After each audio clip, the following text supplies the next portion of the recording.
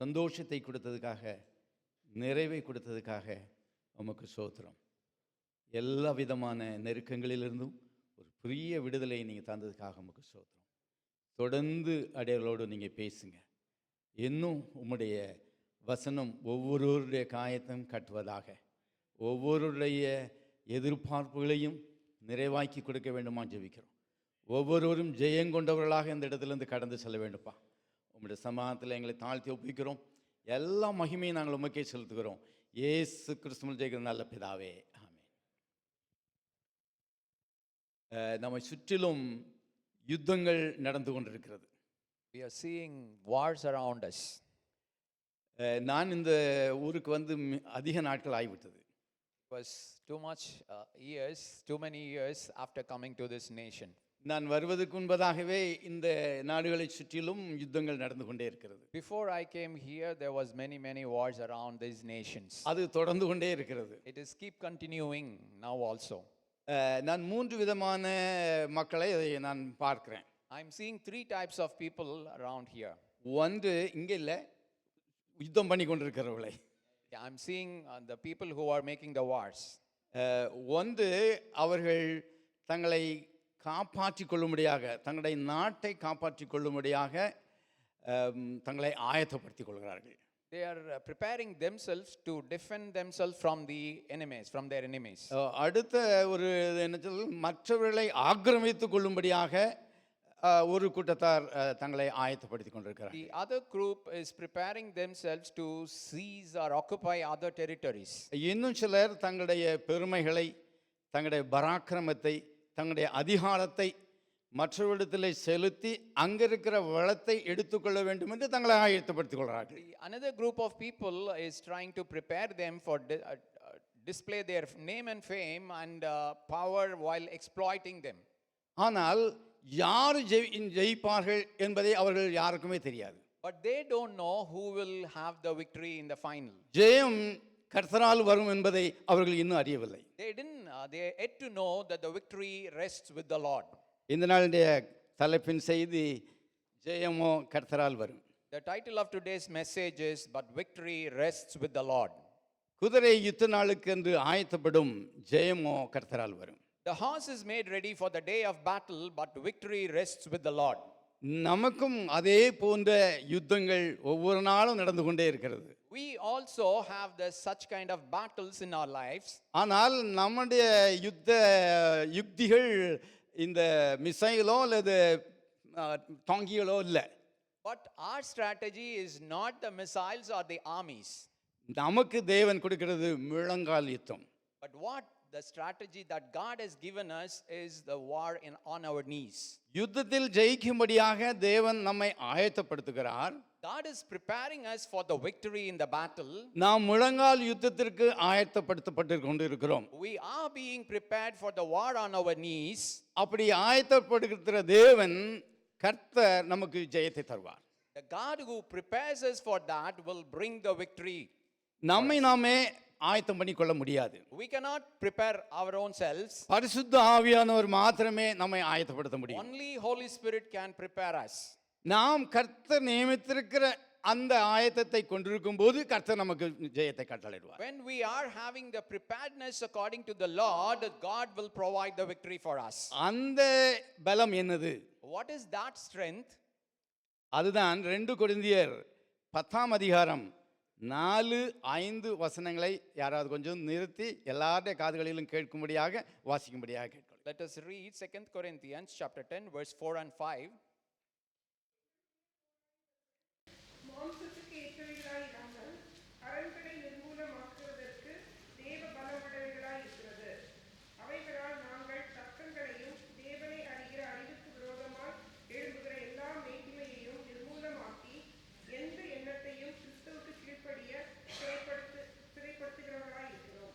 பரிசுத்த ஆவியானவர் நமக்கு சொல்கிற முதல் ஆலோசனை, The first counsel that Holy Spirit is giving to us is தேவ பலனை பெற்றுக்கொள்ளுங்கள். we have to receive the power of God. எங்களுடைய போர் ஆயுதங்கள் அது மாம்சத்துக்கு ஏற்றவைகளாய் இல்லாமல் அரண்களை நிர்மூலமாக்கத்தக்கதாக தேவபலனாயிருக்கிறது. So it says, for the weapons of our warfare are not carnal, but mighty in God for pulling down strongholds. அவைகளால் நாங்கள் தேவனை அறிகிற அறிவுக்கு எதிராக இருக்கிற மேட்டிமையானவை யாவையும் நிர்மூலமாக்குகிறோம். With those weapons, we are casting down all that thing that exalts itself against the knowledge of God. தொடர்ந்து அந்த வசனம் சொல்கிறது, எந்த எண்ணத்தையும் நாங்கள் கிறிஸ்துவுக்குள் கீழ்ப்படுத்தும்படியாக அவைகளை சிறைப்படுத்திக் கொள்கிறோம். It again says, every thought we are bringing into captivity to the obedience of Christ Jesus. பிசாசானவன் அவனுடைய அம்புகளை நம்முடைய எண்ணங்கள் மூலமாக எய்து கொண்டிருக்கிறான். He is aiming his fiery darts through our thoughts. பெருமையின் மூலமாக அவன் அம்புகளை எய்து கொண்டிருக்கிறான். Through our pride, he is aiming his arrows into us. பெருமை உள்ளவர்களுக்கு தேவன் எதிர்த்து நிற்கிறார். The God is against the pride. பெருமை உள்ளவர்களும் சிந்தனையில் தாறுமாறாக போகிறவர்களும் தேவனை அறிகிற அறிவில் வளர முடியாது. The one who is having pride and they're not with Christ cannot grow with Christ. இது ரெண்டு பெரிய அரண்கள். மேட்டிமை என்கிற ஒரு அரண், கெட்ட சிந்தனை என்பது அடுத்த அரண். The pride is one stronghold and the evil thoughts is the other stronghold. இந்த அரண்களை எந்த ஆயுதம் கொண்டும் எந்த மிசைல் கொண்டும் நாம் அழிக்க முடியாது. We cannot demolish these strongholds with any army or with any weapon. தேவனுடைய வல்லமையினால் மாத்திரமே இந்த அரண்களை முடிக்க முடியும். Only with the power of God we will be able to demolish these strongholds. இந்த தேவனுடைய வல்லமையை நாம் எப்படி பெற்றுக்கொள்ளலாம்? How we can get this might of God? நாம் முழங்காலில் நிற்கும்போது தேவன் அவரை அறிகிற அறிவை அவரோடு பேசுகிறோம். அவர் யார் என்றும் அவர் நமக்கு என்ன செய்கிறார் என்றும் அறிந்து கொள்கிறோம். When we are standing in our knees, we are able to get the understanding about God and who God is and what his might is. நாம் தேவனை அறிகிற அறிவில் வளரும்போது தேவன் அவருடைய வல்லமையை நமக்குள்ளாக அனுப்புகிறார். When we are growing in understanding about God, God is giving his mighty power into us. தேவனுடைய வல்லமை நமக்குள் இறங்கும்போது மாத்திரம்தான் இந்த மேட்டிமையையும் கெட்ட சிந்தனைகளையும் அரண்களை நிர்மூலமாக்க முடியும். Only when the power of God descends into us, we will be able to demolish these strongholds, that is pride and the evil thoughts. தேவன் தம்முடைய வல்லமையை நமக்கு தந்து அவரை அறிகிற அறிவை நமக்கு அதிகமாக தருகிறார். God is giving his mighty power into us and gives the understanding about him more and more. எதற்காக அவரை அறிகிற அறிவில் நாம் வளர வேண்டும் என்று தேவன் விரும்புகிறார்? Why God wants that we have to grow in the understanding about God? இயேசு கிறிஸ்து மணவாளனாக இருக்கிறார். சபை அவருக்கு மணவாட்டியாக தேவன் நியமித்திருக்கிறார். Why? Because Jesus is being the bridegroom. God is preparing the church as the bride for him. தன்னுடைய மணவாட்டி எப்படி இருக்க வேண்டும் என்பதை அவர் அறிந்திருக்கிறபடியினால் தன்னுடைய சபையை தேவன் ஆயத்தப்படுத்துகிறார். Since he know that how his bride should be, that is why he is preparing the church according to his will. வெளிப்படுத்தின விசேஷம் 19ஆம் அதிகாரம் 7 8 அதே போல நிறுத்தி வாசிங்கள், எல்லாரும் கேட்கட்டும். Let us slowly read Revelation chapter 19 verse 7 and 8. அவருக்கு துதி செலுத்த கடவும், ஆட்டுக்குட்டியானவருடைய கல்யாணம் வந்தது, அவருடைய மனைவி தன்னை ஆயத்தம் பண்ணினாள் என்று சொல்ல கேட்டேன். சுத்தமும் பிரகாசமுமான மெல்லிய வஸ்திரம் தரித்துக் கொள்ளும்படி அவளுக்கு அளிக்கப்பட்டது. அந்த மெல்லிய வஸ்திரம் பரிசுத்தவான்களுடைய நீதிகளே. ஆட்டுக்குட்டியானுடைய கல்யாணத்திற்கு சபை தன்னை ஆயத்தப்படுத்திக் கொண்டாள். For the wedding of the Lamb, the church has prepared herself. எப்படி ஆயத்தப்படுத்தினாள்? How she has prepared herself? அந்த வசனத்தின் அடுத்த பகுதி சொல்கிறது, அவளுக்கு சுத்தமும் பிரகாசமுமான மென் வஸ்திரம் கொடுக்கப்பட்டது. The second portion of the verse says, fine linen, bright and clean, was given to her. வஸ்திரம் என்றால் என்ன? What is the linen it says here? வேதாகமத்தில் வஸ்திரம் என்று சொல்லப்படுகிற காரியத்துக்கு பொதுவான ஒரு அர்த்தம் உண்டு. There is a common understanding or common meaning that has been said in the scripture about linen.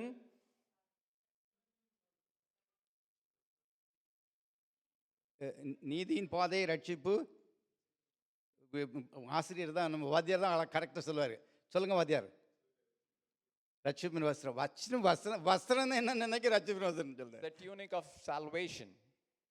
வாழ்க்கை. It is the life. நாம் வாழ்கிற வாழ்க்கை It is the life that the Christian life we are living. தேவனிடத்திலிருந்து பெற்றுக்கொள்கிற வாழ்க்கை. The life which we are getting from God. தேவன் கொடுக்கிற சுத்தமான வெளிச்சம் என்றால் மகிமை. What it means, the brighter is, it says about the glory of God. கிறிஸ்து தன்னுடைய சபைக்கு மணவாட்டிக்கு அவள் ஆயத்தம் படுத்தும்படியாக அவருடைய சுத்தத்தையும் அவருடைய மகிமையையும் அவர் ஆடையாக, ஜீவனாக அல்லது வாழ்க்கையாக, அவருடைய வாழ்க்கையின் முறையாக கொடுக்கிறார். Christ, in order to prepare his church, he is giving the bright and clean tunic for him in order to, as its life. நாம் எங்கிருந்து இந்த பரிசுத்தத்தை பெற்றுக்கொண்டோம்? From where we are receiving this holiness? ரோமர் 4:25 இப்படி சொல்லுகிறது, அவர் நம்முடைய பாவங்களுக்காக ஒப்பு கொடுக்கப்பட்டும் நாம் நீதிமான்களாக எழுப்பப்பட்டும் இருக்கிறார். அவருடைய மரணம் நம்மை பாவத்திலிருந்து விலக்கிற்று. அவருடைய உயிர்த்தெழுதல் நம்மை நீதிமானாக்கி விட்டது, நம்மை பரிசுத்தவான்களாக்கி விட்டது. So the Roman 4:25 says like this, he was delivered over to death for our sins and was raised to life for our justification. இது சத்தியம். This is the truth. இது வேதத்தில் எழுதப்பட்டிருக்கிற சத்தியம். This is the truth that is written in the scripture. இது சத்தியமாக லோகோஸாக இருக்கிறது. This is being logos. அதை நாம் வாயில் அறிக்கை செய்து இருதயத்தில் நாம் அதை விசுவாசிக்கும் போது அது நமக்கு ரேமாவாக நமக்கு மாற்றப்பட்டு நாம் பாவத்தில் இருந்து விடுதலையாகி நீதிமான்களாக்கப்படுகிறோம். When we are believing this truth in our heart and confessing through our mouth, we are delivered from the sin and being made righteous. முதல்ல ஒரு பாயிண்ட் சொன்னோம். எந்த பாயிண்ட் சொன்னோம்? I have told one point in the first. கடைசி இந்த message முடியும் போது எல்லார்ட்டையும் ஒவ்வொரு கேள்வி கேட்போம், ஒவ்வொரும் பதில் சொல்லணும். At the end of the message, each and every one will be asked one question, you have to answer. தூங்குறவங்க திரும்ப கொஸ்டினை சொல்லுங்கன்னு சொல்லுவாங்க. அதனால அப்படி சொல்றதுக்கு இடம் கொடுக்காதீங்க. Don't give the room for telling that all the people who are sleeping can answer this. Okay okay முதல் பாயிண்ட் என்ன பார்த்தோம்? What is the first point? ஒரு சொன்னோம். Amen. We have to get the power of God. தேவ பலனில் நீங்கள் தேவ பலனை அடைந்து கொள்ள வேண்டும். We have to receive the power of God. இரண்டாவது என்னது? நான் தலைப்பு சொல்லல, நீங்க சொல்லுங்க.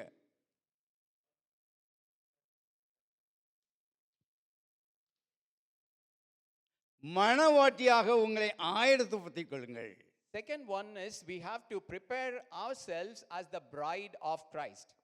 மூன்றாவதாக, thirdly, what is that? விசுவாசத்தில், அதாவது வாயில் அறிக்கை செய்து விசுவாசித்தோமானால் அது நமக்கு ரேமாவாக நாம் பாவத்தை விட்டு நீக்கப்பட்டவர்களாக நீதிமான்களாக பரிசுத்தமாக்கப்பட்டவர்களோம் என்ற விசுவாசம். If we believe this truth in our heart and confess in our mouth, we will be delivered from the sin and be made righteous. யார் உயிர்த்தெழுவா? Who will be resurrected?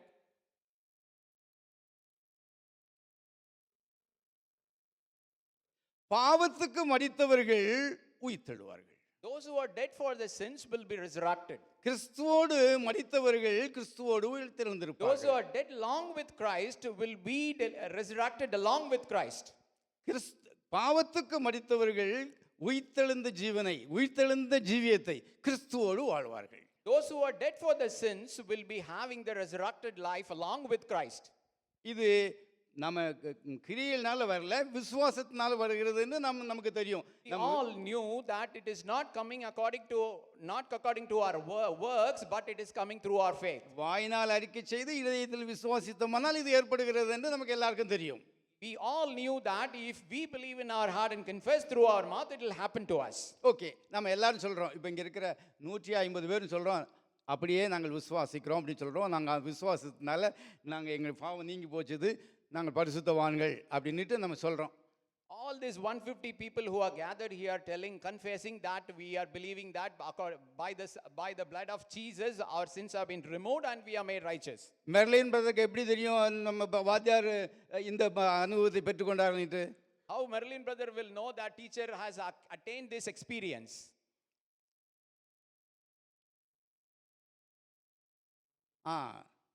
நடக்கே இல்லை கழிவுடு அல்லது சாட்சி. We have to show through our testimonies. அப்போ 4வது point என்னது? What is the 4th point? சாட்சியின் ஜீவியம். We have to live a life of testimony. நம்முடைய சாட்சியின் மூலமாக தான் நாம் விசுவாசத்திற்குமா அறிக்கை செய்கிறதுக்கிறோமா என்பது நிரூபிக்க முடியும். Through our testimony only we can prove that whether we have been saved or not. 4 பேருடைய காரியத்திலிருந்து இந்த சாட்சி எப்படியாக இருக்க வேண்டும், அவர்கள் எப்படி ஜீவித்தார்கள் என்று சீக்கிரமாக பார்ப்போம். Quickly we are going to see from the example of 4 peoples how they have lived a life of testimony. நமக்கு எல்லாருக்கும் தெரியும் ஆபிரகாமை பற்றி. எபிரேயர் 11ஆம் அதிகாரம் 18-19 வாஸ்து பார்த்தோமானால், ஆபிரகாம் தன்னுடைய மகனை பலி செலுத்தி அவனை திரும்பமாக பெற்றுக்கொள்வேன் என்று அவன் விசுவாசித்தான். ஆகையினால் அவன் அப்படியே பெற்றுக்கொண்டான். So we all knew that in Hebrews chapter 11 verses 19 and 18 we knew that by faith Abraham has offered his son and he again got him back. Edison brother, நம்ம ஆபிரகாமுக்கு எத்தனாவது வயசுல குழந்தை பிறந்தது? Brother Edison, at what age Abraham got his first son? 100வது வயசுல. இனிமே யாரும் தூங்க மாட்டீங்க இல்ல? இல்ல பரவாயில்ல, வேண்டாம். ஓகே, ஆபிரகாமை பற்றி நமக்கு எல்லாருக்கும் தெரியும். We all knew about Abraham. 100வது வயதுல அவருக்கு பையன் பிறந்தான், ஈசாக்கு. At the age of 100 he got his son Isaac. அதுவும் தேவன் அவனுக்கு 25 வருஷத்துக்கு முன்னதாலே வாக்குத்தத்தம் பண்ணி அவன் காத்துக்கிட்டு இருக்கிறாரு. But that too it was promised 25 years back. He was waiting for 25 long years. தேவன் அழகாக அவருக்கு சொல்லிவிட்டார், உன்னுடைய சந்ததியிலிருந்து தான் இந்த ரட்சகர் வரப்போகிறாரு, இந்த உன்னுடைய சந்ததியிலே இந்த நட்சத்திரம் போல பெருக பண்ணுவேன், பூமியின் தூளை போல பெருக பண்ணுவேன்னுட்டு அவ்வளவு பெரிய வாக்குத்தத்தம் கொடுத்தாரு. God has given a greatest promise that in Isaac only your seed shall be called, and I am going to multiply your seed like the stars of the sky. Yes, Devan இப்ப சொல்றாரு, உன்னுடைய ஏக சுதன் என்று பாராமல் அவனை பலியிடு அப்படின்னு சொல்றாரு. But the God is again asking to offer his only begotten son for him as a sacrifice. ஆனால் இந்த காரியங்களை நாம் ஆழ்ந்து சிந்தித்து பார்க்கும்போது ஆபிரகாமை தேவன் ஆயத்தப்படுத்தினார். If you examine these things deeply, we can see that God is preparing Abraham for this. Abraham தேவனோடு ஒரு நண்பனை போல பேசிக் கொண்டிருந்தார், நடந்து கொண்டிருந்தார்.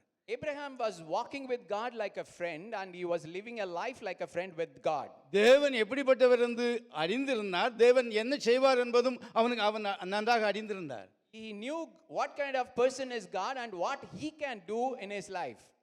அவர் நன்றாக ஆயத்தம் பண்ணப்பட்டிருந்தால் தான் அவர் கேள்வி கேட்கவில்லை, ஆண்டவரே இந்த வயசுல ஒரு குழந்தையை கொடுத்துட்டு இப்போ ஒன்று பலியிட சொன்னீரே, உமக்கே நல்லா இருக்குதா, நீங்க சொன்ன வாக்குத்தத்தங்கள்லாம் போயிடுமே, எல்லாரும் உண்மை தான் பலியிடுவாங்க அப்படின்னு பலியை தூக்கி அவர் மேலே, ஆண்டவர் மேலே ஈஸியாக போடுறதுக்கு ஒரு வாய்ப்பு இருந்தது. There was a chance that for Abraham that you have given me this only begotten son at the age of 100, but when you are asking whether it is nice for you or not, there is a chance for Abraham to put the blame on God. But he did not ask this question because he was prepared well. அவர் தேவனால் ஆயத்தம் பண்ணப்பட்டிருந்தனால், அவர் எப்படிப்பட்டவர் என்று அறிந்திருந்தனால், நிச்சயமாக வாக்குத்தத்தம் செய்தவர் உண்மை உள்ளவர், அவர் அப்படியே செய்வார். இவனை நான் பலி செய்தால் திரும்பவும் அவனை உயிர்ப்பிக்கிறதுக்கு அவர் போதுமானவர், அவர் உயிர்ப்பித்து தருவார் என்று விசுவாசத்தில் தான் அவன் அந்த காரியத்தை கீழ்ப்படினான். So So since he was prepared well and he knew God, what kind of person, what is the capacity of him, he concluded that even if I have offered my son, he will be able to resurrect him from the death. That is why he offered his son.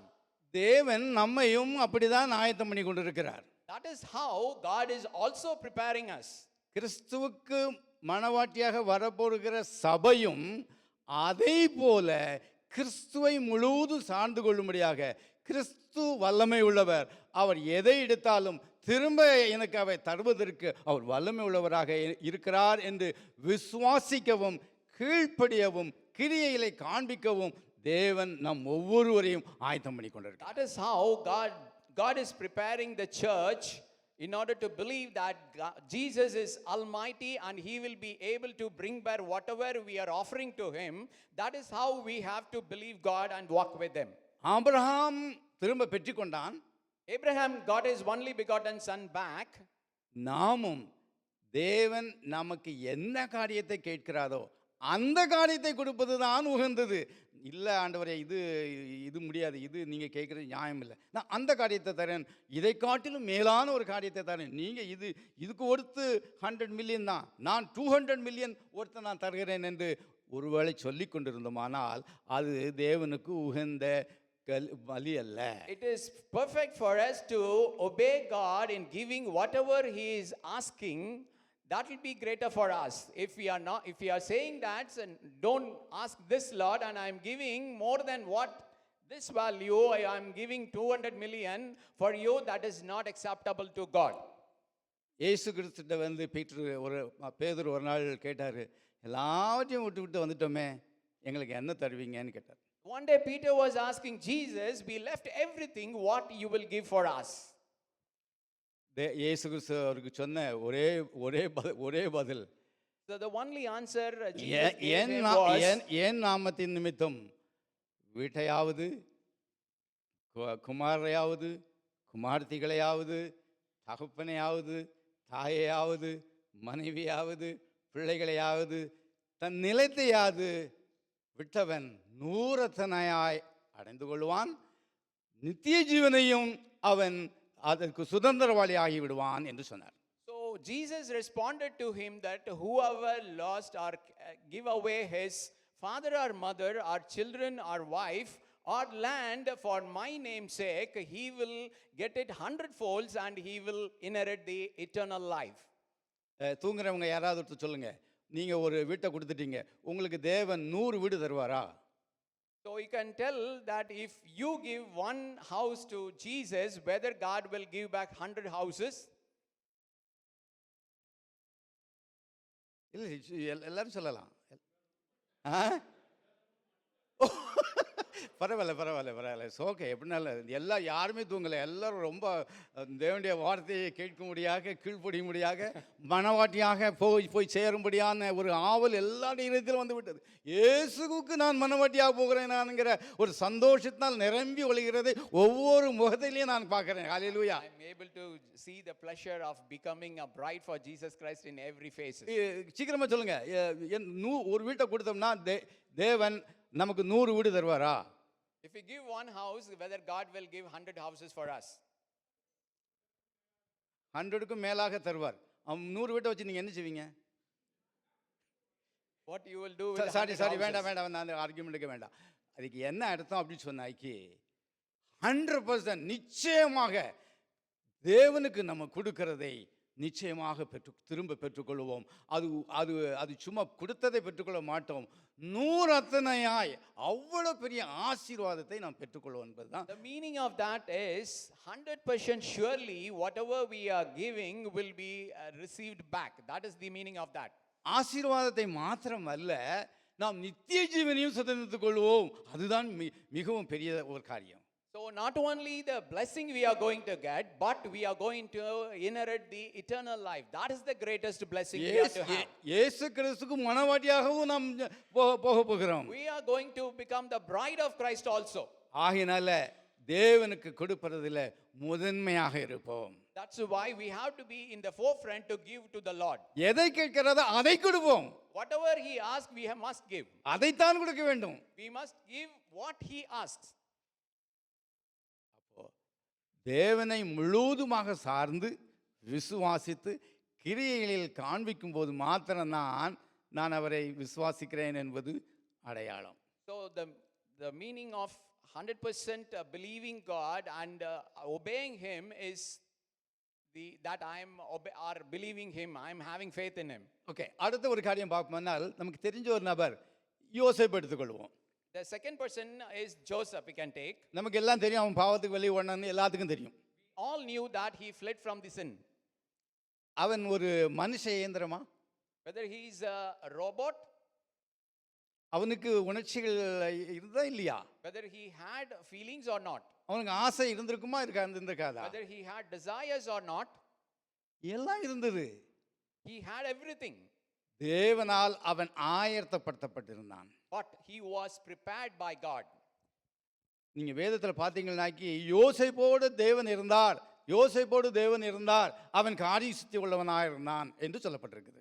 So if you see the scripture, the Lord was with Joseph, the Lord was with Joseph, he was very prudent. யோசேப்போடு தேவன் இருந்தபடினாலும், யோசேப்பு தேவனோடு இருந்தபடினாலும், தேவன் எப்படிப்பட்டவர், அவர் எனக்கு என்ன செய்கிறார், என்ன செய்வார், என்ன செய்ய முடியும் என்பதை அவன் நன்றாக அறிந்திருந்தான். Since Joseph was with God and God was with Joseph, he knew what kind of person is God, what is the capacity of God and what he will do, what he can do.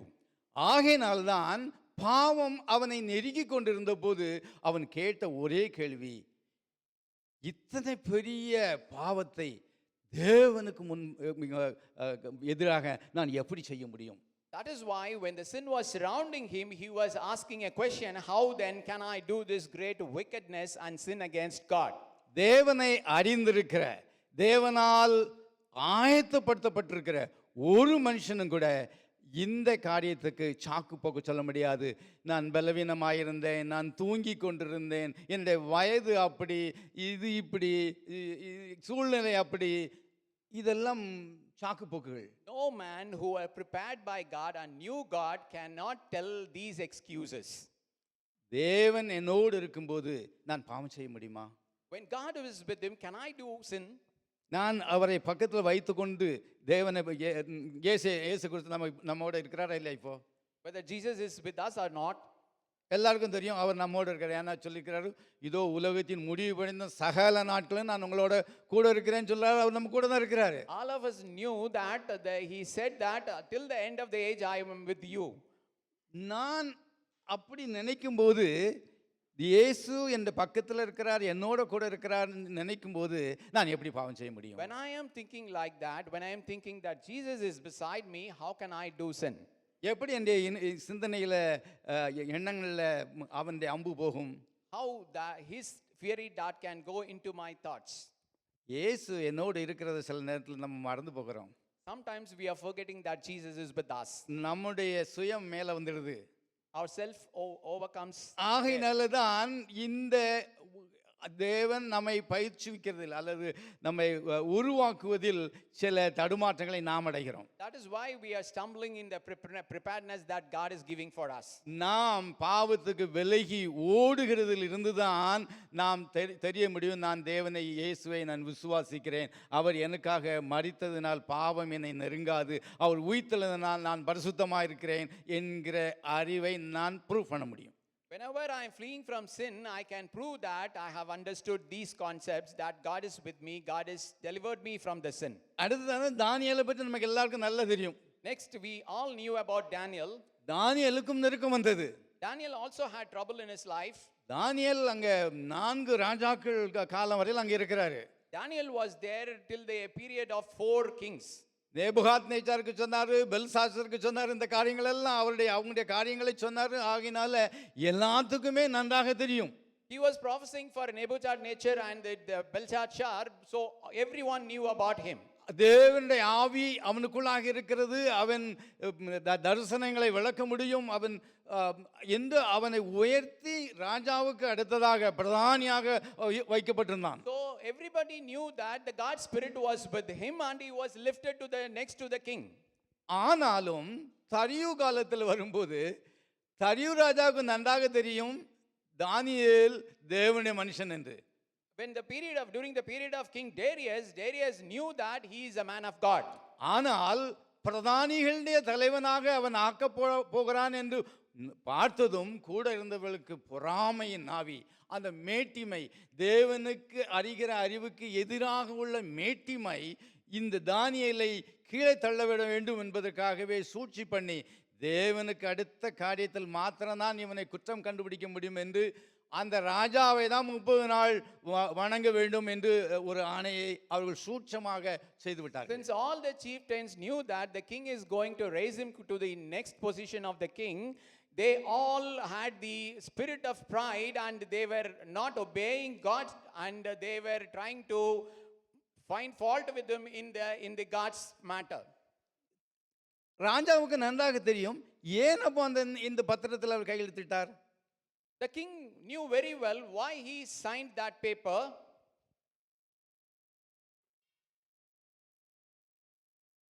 சொல்லுங்க brother, ஏன் அவர் sign போட்டாரு? ராஜாவுக்கு நன்றாக தெரியும் இது தேவனுடைய மனுஷன். அவருக்கு தானியேலுக்கு பயந்திருந்தான். தானியேல் நமக்கு தேவனுடைய ஆலோசனை தருவார் என்று அவன் அறிந்திருந்தான். அறிந்திருந்த போதிலும் 30 நாள் உண்மைதான் தொழணும், தொழாதவங்களுக்கு சிங்க கபியில் போடணும், சாப்பிடணும். அப்போ ஏன் அவர் கையெழுத்து போட்டார்? Why the king knew, knowing all these things, he signed a paper that all the men should worship only the king for the next 30 days. அதான், வேற ஒன்றும் இல்லை. அங்கே இருக்கிற அரசாங்க அதிகாரிகளுக்கு விரோதமாக ராஜாவாக இருக்க முடியாது.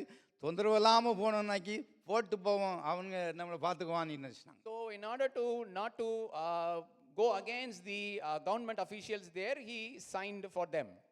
தேவனுக்கு விசுவாசம், தேவன் மேல் உள்ள விசுவாசம், தேவன் எப்படிப்பட்டவர், தேவன் என்ன செய்வார் என்கிற முழு விசுவாசமும் அந்த ராஜாவுக்கு இல்லாமல் போய்விட்டது. But that king did not have the complete faith what God can do in his life or in that period. ஆனால் இந்த தானியேல் நன்றாக அறிந்திருந்தான், நிச்சயமாக நம்மளை பிடித்து செங்கு கவியில் போட்டுருவாங்க, ஒரு நிமிஷத்தில் சிங்கம் தின்னக்கூடும். But Daniel surely knew that they will put him in the lion's den and the lion will eat him. தானியேல் நன்றாக தேவனால் ஆயத்தம் பண்ணப்பட்டிருந்தான். But Daniel was prepared well by God. தானியேல் கற்பனைகளை அறிந்திருந்தான். Daniel knew all the decrees of God. முதல் கற்பனை என்னது? என்னை இன்றி உனக்கு வேற தேவர்கள் உண்டாக வேண்டாம். The first commandment itself, you shall have no other gods before me. இந்த யெகோவாவை நான் தொழுவதை காட்டிலும் மேலானது ஒன்றுமில்லை. ஒருவேளை சிங்கம் என்னை பட்சித்து போட்டால் நான் தேவனோடு இருப்பேன் என்ற அறிவு அவனுக்கு இருந்தது. There is no greater thing than worshipping this Jehovah God. Even if the lion eats me, I'll be with that God. அந்த விசுவாசம், அந்த விதமான தேவனை கொடுத்ததான உயர்ந்த ஒரு நம்பிக்கை அவன் தைரியமாக வழக்கம் போல, அந்த வசனம் சொல்லுகிறது, 3 வேளையும் பலகணைகளை திறந்து இஸ்ரவேலுக்கு நேராக இருந்து தேவனை தொழுது கொண்டான். So that faith about God and that excellent thought about God made him bold and make him worship and praise God for 3 times on that day. தேவன் இந்த விதமாக தான் நம்மையும் ஆயத்தப்படுத்துகிறார். This is how God is preparing us also. நமக்கு விரோதமாக பொறாது பண்ணுகிறவர்கள் அநேகம் எழும்பக்கூடும். There are many people who are making trouble against us. நமக்கு நம்முடைய சார்பில் இருக்கிறவர்கள் கூட நமக்கு விரோதமாக கையெழுத்து போடக்கூடும். The people who are by our side also can sign against us. சிங்கங்கள் வாயை திறந்து கொண்டு இருக்கக்கூடும். The lions may be opening their mouths against us. நாம் இவைகளை காட்டிலும் மேலான தேவன் நமக்கு இருக்கிறார் என்பதை நாம் விசுவாசிக்கவும் உணர்ந்து கொள்ளவும் கீழ்ப்படியவும் தான் இந்த காரியங்களை நமக்கு முன்பதாக வைத்து எந்த சூழ்நிலையிலும் உன் தேவனாய கர்த்தரை மாத்திரம் நீ தொழுது கொள்ள வேண்டும் என்ற பாடத்தை நமக்கு கற்பித்து ஆயத்தப்படுத்தி மனவாட்டியாக நம்மை சேர்த்து கொள்ளும்படியாக தேவன் இந்த வேதம் முழுவதும் நம்மகிட்ட கையிலே கொடுத்து ஒவ்வொரு நாளும் நமக்கு அதை எக்ஸ்பிளைன் பண்ணி கொடுத்து அதை கடைபிடிக்கும்படியாக ஒவ்வொரு நாளும் நம்ம மேல் அன்பு கூறுகிறார். In order to teach this subject that God is excellent than all these troubles and problems that is surrounding us, He is preparing us as the bride of Christ to have such a kind of life. எல்லாம் நடக்கும்போது நாம் ஒருவேளை ஹல்லேலூயா கர்த்தருக்கே சோத்திரம் அப்படின்னு சொல்லக்கூடும். ஆனால் துன்பங்கள், கஷ்டங்கள், நெருக்கங்கள் வரும்போது சோர்ந்து எலியாவை போல சூரச்செடியின் கீழே போட்டு போதும் ஆண்டவரே நீங்கள் என்ன எடுத்துக்கொள்ளும் என்கிற வார்த்தை நம்மிடத்திலிருந்து வரக்கூடாது என்பதுக்கு தான் தேவன் இவ்விதமாக தம்மை ஆயத்தம் பண்ணி அந்த மெல்லிய வஸ்திரத்தை, சுத்தமான வஸ்திரத்தை, பிரகாசமான வஸ்திரத்தை நம்ம ஒவ்வொருவருக்கும் தந்து கொண்டிருக்கிறார். So during this troublesome period, we should believe God. For that only, God is preparing us and preparing us the bride of Christ, and He is giving the tunic that is very clean and bright for us. அவர் எங்கிருந்து பெற்றுக்கொண்டார்? முழங்காலிலிருந்து ஜபித்து தேவனை கண்டுகொண்டார், தேவனை அறிந்து கொண்டார். தேவன் கொடுத்த வல்லமை அவரை நின்று ஜெபிக்க வைத்தது. How he received that holiness and the power, he was standing on his knees and received that, and that has given him strength to worship God on his knees. அப்போஸ்தலனாகிய பவுலை நாம் பார்க்கும் கூட அவர் நன்றாக படித்திருந்தார். When we are seeing the apostle Paul also, he was very well educated. அவர் எபிரேயனுக்கு எபிரேயன் சொல்றாரு, ரோமருக்கு நான் ரோமர் சித்திப்பன் வச்சிருக்கிறாரு, கமாலியல் பாதத்தில் படிச்சான்றாரு, அவர் ஜனகரி சங்கத்தில் உறுப்பினருங்கிறார், என்னென்னமோ மேன்மை வைத்திருந்தார். He is telling about all his pride or the excellence that he had. He was a Hebrew for the Hebrews, and he was an excellent Roman, and he was studied from the feet of the Gamaliel, and he was a greater person in the Sanhedrin. அவைகளெல்லாவற்றையும் அவர் பெரிதாக அவர் எண்ணிக்கொண்டிருந்தார். He was thinking about all these things as his greater pride. அதை கொண்டு தேவனுக்கு அவர் ஊழியம் செய்ய முடியும் என்பதாக அவர் நினைத்துக் கொண்டிருந்தார். He was thinking that with these excellent things he can minister God. ஒரு நாளும் நம்முடைய புத்தியை வைத்தோ, நம்முடைய பலத்தை வைத்தோ, பராக்கிரமத்தை வைத்தோ, படிப்பை வைத்தோ தேவனை தொழுது கொள்ள முடியாது. With our pride or our knowledge or our excellence, we cannot minister God. தேவன் அவரை தொழுது கொள்வதற்கு அவர் என்னை எப்படி எதிர்பார்க்கிறார், நான் அப்படி அவருடைய கையில் அர்ப்பணிக்கும் போது மாத்திரம் நான் அவரை தொழுது கொள்ள முடியும். When God is expecting in a way how we have to worship God, when we are worshiping in that way, we will be able to please God or worship God. அவன் தரிசனத்தை கண்டான், முள்ளில் நீ துன்பப்படுத்திக் கொண்டிருக்கிற கிறிஸ்து நானே என்று சத்தத்தை கேட்கும்போது அவன் அப்படியே விழுந்து, கர்த்தாவே நீர் யார், உம்முடைய நான் என்ன செய்ய நீர் சித்தமாக இருக்கிறீர் என்று அவன் கேட்டு தேவனுடைய சமாதானத்தில் அப்படியே திரும்புகிறதை நாம் பார்க்கலாம். When he heard the voice, I am the Christ, you are troubling, he surrendered immediately, and he is asking God what I must do now. அனனியா உனக்கு சொல்லுவார்னு சொன்னால் அவன் கேட்டான், பெற்றுக்கொண்டான், அபிஷேகத்தை அவன் பெற்றுக்கொண்டான். அதற்கு பின்பதாக அவன் நினைத்ததெல்லாம், நான் படித்த படிப்புகள், பட்டங்கள், என்னுடைய இது எல்லாம் குப்பை, அவரை அறிகிற அறிவின் மேன்மைக்காக இவை எல்லாவற்றையும் நான் நஷ்டமும் குப்பையும் என்று எண்ணுகிறேன் என்று தூக்கி போட்டுவிட்டு தேவனை அறிகிற அறிவில் மாத்திரம் அவன் முன்னேறி செல்வதை நாம் வேதத்தில் கற்றுக்கொண்டிருக்கிறோம். So when Ananias came and he received the anointing from God, he considered all that he attained before that as a loss, and he counted them as rubbish, and he was going forward to grow in the excellence of the knowledge of God. சிறிய காலத்திலேயே அவன் தேவனை அறிகிற அறிவில் அதிகமாக வளர்ந்தான். தேவனுடைய சமூகத்தில் இருக்கிற சந்தோஷத்தையும் பேரானந்தத்தையும் அவன் பெற்றுக்கொண்டபடினால் தேவன் முழுவதுமாக அவனுக்கு வெளிப்பாட்டை கொடுத்து இந்த புறஜாதியர்களுக்காக தேவனை வெளிப்படுத்தும்படியாக பல நிருபங்களை எழுதும்படியாக வெளிப்பாட்டை தேவன் அவனுக்கு கொடுக்கிறது. Since he was growing excellent in the understanding about Christ at the young age, God has given many revelations and to lead the Gentiles into Christ. இவர்கள் எல்லாரும் தேவனால் ஆயத்தப்படுத்தப்பட்டவர்கள், அதில் உறுதியாக நிலைத்திருந்தார்கள், விசுவாசித்தார்கள், கிரியைகளை காண்பித்தார்கள், சாட்சியாக ஜீவித்தார்கள். All these people were prepared by God. They have shown that faith in their deeds, and they were testimonies for Christ. யாராவது துன்பம் இல்லாமல் போனாங்களா Stanley brother? Any one of them are not without trouble? இந்த brother கேட்கல, சகோதரி காதில் விழுந்துட்டு brother. Okay, யாராவது ட்ரபிள் இல்லாமல் போனாங்களா? One had without any trouble in their life? அவருக்கு மணவாட்டியாக ஆயத்தம் பண்ணப்பட்டு கொண்டிருக்கிற நாம் அவருக்கு மணவாட்டியாக ஒரு கஷ்டம் இல்லாமல் எல்லா சொகுசோடும் அப்படி போய் அலங்காரித்து கொண்டு போய் சேர்க்கப்பட முடியுமா? All of us who are being prepared as the bride for Christ, whether without any trouble, with all the comforts, can be there as the bride of Christ before Him? முடியாது இல்லையா? It's not possible. அப்போ ஏன் கஷ்டம் ஒன்று முறுமுறுக்கிறோம்? என்ன ஆண்டவர், எனக்கு மட்டும் தானே எப்போ பார்த்தாலும் எல்லாம் முடிஞ்சு போச்சு, இந்த ஒன்று இப்படி பிடிச்சிக்கிட்டு இருக்க.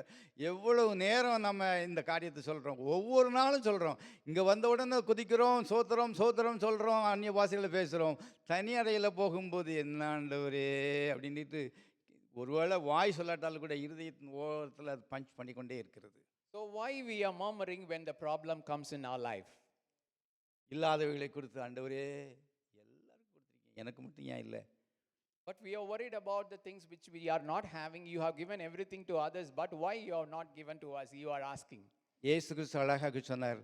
அவர் இந்த உலகத்தை விட்டு போகிறோன்னே இந்த சீஷருடைய இருதயம்லாம் கொஞ்சம் ஆடத்தான் செய்தது. அவங்கள பார்த்து சொன்னார், என்னிடத்தில் உங்களுக்கு சமாதானம் இருக்கும்படி நான் இதை சொல்லுகிறேன். உலகத்தில் உங்களுக்கு உபத்திரம் உண்டு, திடன் கொள்ளுங்கள், நான் உலகத்தை ஜெயித்தேன். But Jesus, when he was going to heaven, he saw his disciples and said these things I have spoken to you, that in me you may have peace. In the world you will have tribulation, but be of good cheer, I have overcome the world. நம்முடைய மணவாளன் எல்லாவற்றையும் ஜெயித்திருக்கிறார், எல்லாவற்றிலும் அவர் வெற்றி சிறந்தவராக இருக்கிறார். மணவாட்டியாக நாமும் அந்த வெற்றியை கொடுப்பதற்கு அவர் ஆயத்தமாக இருக்கிறார். அவரிடத்திலும் நாம் பெற்றுக்கொள்வோம். So our bridegroom is victorious in everything. As a bride, he is ready to give everything that he has won to us also. ஒரு நாளிலே அவருக்கு மணவாட்டியாக நாம் போய் சேர்ந்து கொள்ள போகிறோம். தேவன் நம்மை ஆயத்தம் பண்ணி கொண்டிருக்கிறார். ஆனாலும் பிசாசு அவனுடைய அம்புகளை இங்கே ராக்கெட் விட்டாங்க, 100 150 தான். அவன் அப்படி இல்லை, மில்லியன் ராக்கெட்டை விட்டு கொண்டே இருக்கிறான் ஒவ்வொருக்கு எதிராகும்.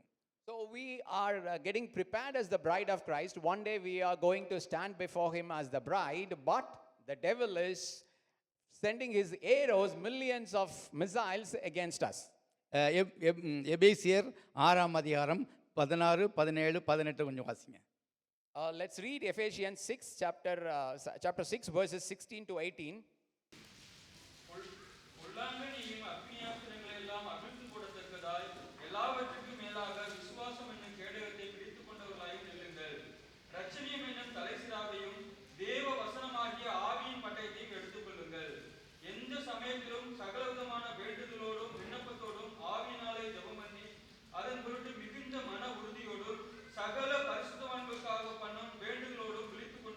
விழித்துக் கொண்டிருங்கள். Be watchful. இது 5வது பாயிண்ட். நீங்கள் 4வது பாயிண்ட் சொன்ன எத்தனை பேர் நோட் பண்ணீங்களா? 4வது பாயிண்ட் என்னது? சாட்சி. ஓ சந்தோஷம். Testimony. ஓகே. 5வது பாயிண்ட் என்னது? What is the 5th point? விழித்திருங்கள். ஏன் விழித்திருக்கணும்? Being watchful. பொல்லாங்கா நெய்யும் அக்னி அஸ்திரங்களை அவிழ்த்தும் போடும்படியாக எல்லாவற்றுக்கும் மேலாக விசுவாசம் என்னும் கேடகத்தையும் ரட்சணியின் தலைசீராவையும் ஆவியின் பட்டத்தையும் எடுத்துக்கொள்ளுங்கள்.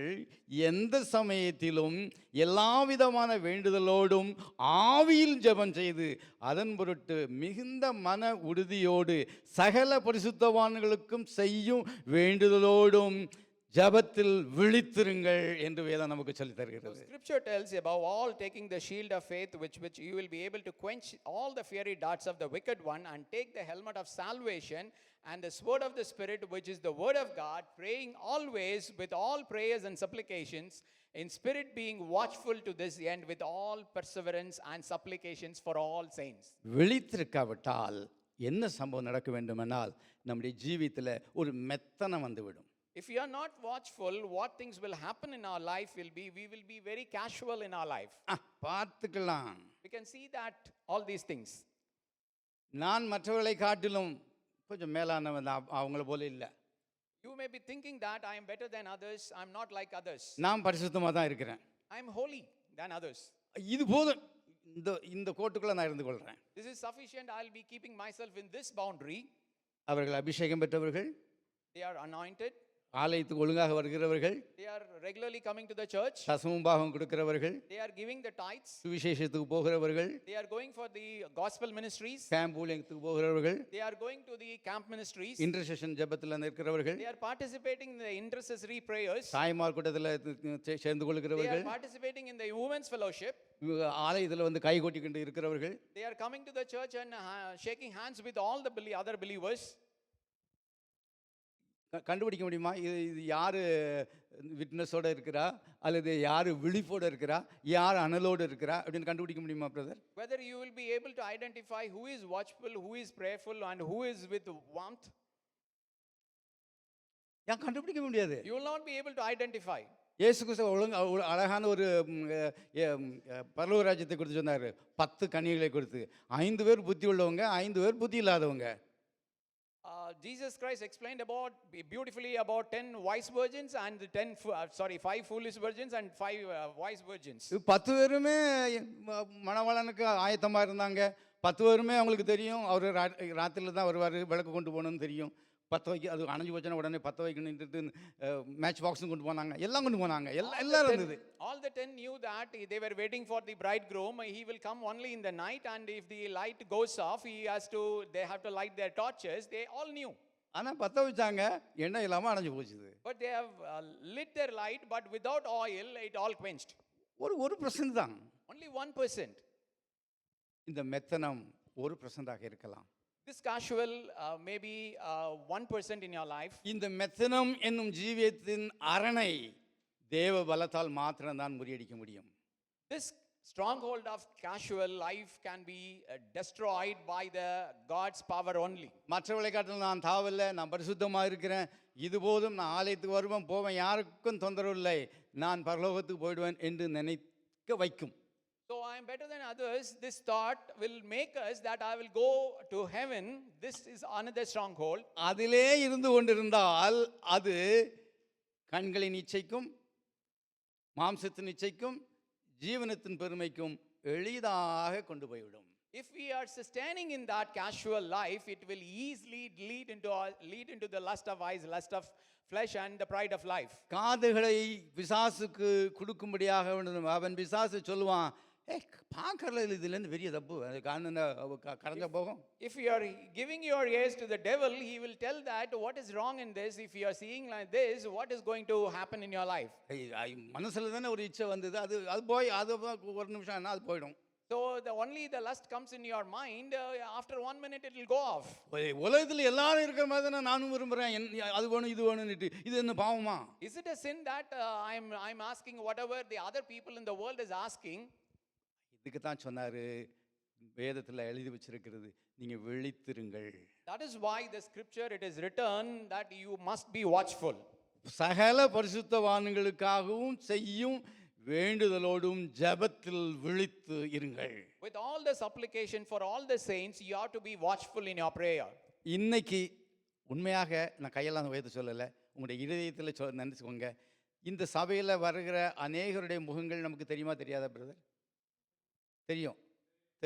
எத்தனை பேருக்கு ஜெபிச்சிங்க? For how many of our brothers and sisters you have prayed today?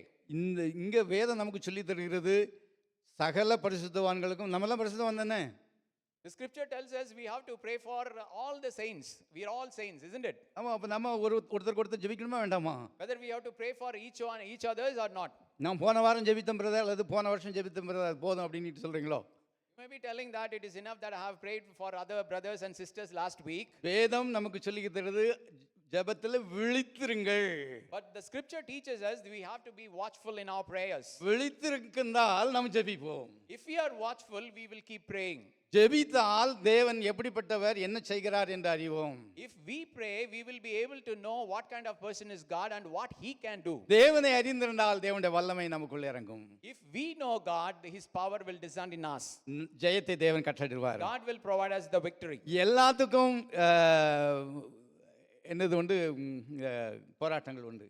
All of us are having the battles. இந்த அம்புகள் சிலருக்கு மாத்திரம் இல்ல, கிறிஸ்துவை ஏற்றுக்கொண்டவர்களுக்கு மாத்திரம் அல்ல. The devil's fiery dart is not only for the ones who accepted Christ. சிறு பிள்ளைகளுக்கு வரும், It is for the children. வாலிபருக்கு வரும், It is for the youth. திருமணமானவர்களுக்கு வந்து வரும், It is for the married people. பிள்ளைகளை வளர்க்கிறவர்களுக்கு வரும், It is for the one who is parenting the young ones. பிள்ளைகளை பள்ளிக்கூடத்துக்கு போகிறவர்களுக்கு வரும், It is for the parents who are sending their children to school. அவர்களுக்கு வேலை தேடுகிறவர்களுக்கு வரும், So it will come to the parents who are searching for job for their children. அவர்களுக்கு திருமணத்தை வைக்க வேண்டும் என்ற ஒரு ஆதங்கத்தில் வரும், It will come to the parents who are searching brides and bridegrooms. அவர்களுக்கு பிள்ளை இல்லையேங்கிற ஒரு ஆதங்கம் வரும். There will be a trouble or problem when they didn't have the children. தேவனுக்கு பிரியமாக ஜீவிக்க வேண்டும் என்கிற அந்த ஜீவிதத்தில் வரும்.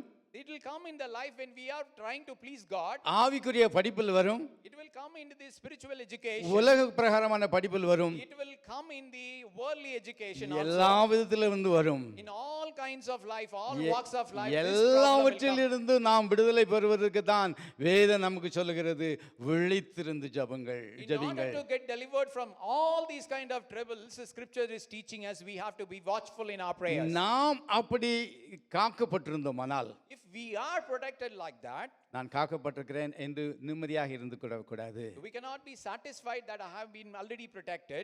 வேதம் நமக்கு சொல்லுகிறது, தேவனுக்கு நாம் நன்றி சொல்லணும்.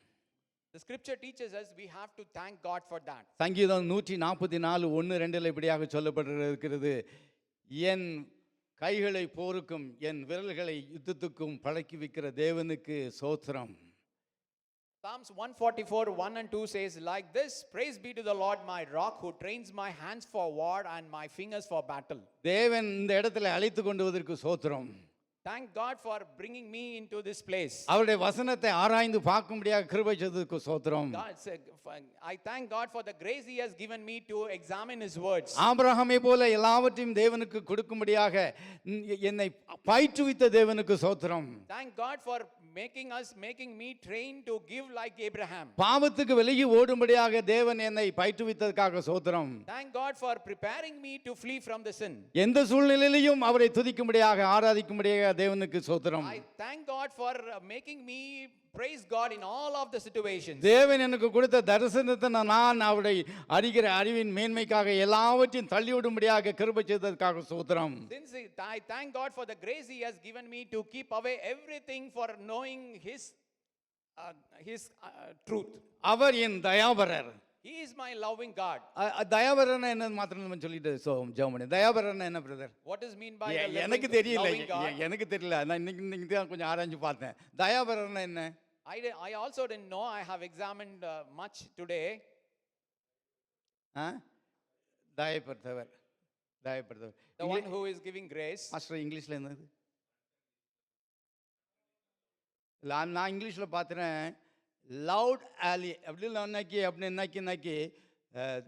என்னை நேசித்து எனக்கு உதவுகிறவர், என்னை நேசித்து எல்லாவற்றிலும் எனக்கு ஆதரவாக இருக்கிறவர், என்னை நேசித்து எனக்கு தயவு பாராட்டுகிறவர் அப்படின்ட்டு போட்டிருக்குது. அது என்னமோ தெரியாது, நான் என்னமோ தெரியாது, அப்படி போட்டிருக்குது.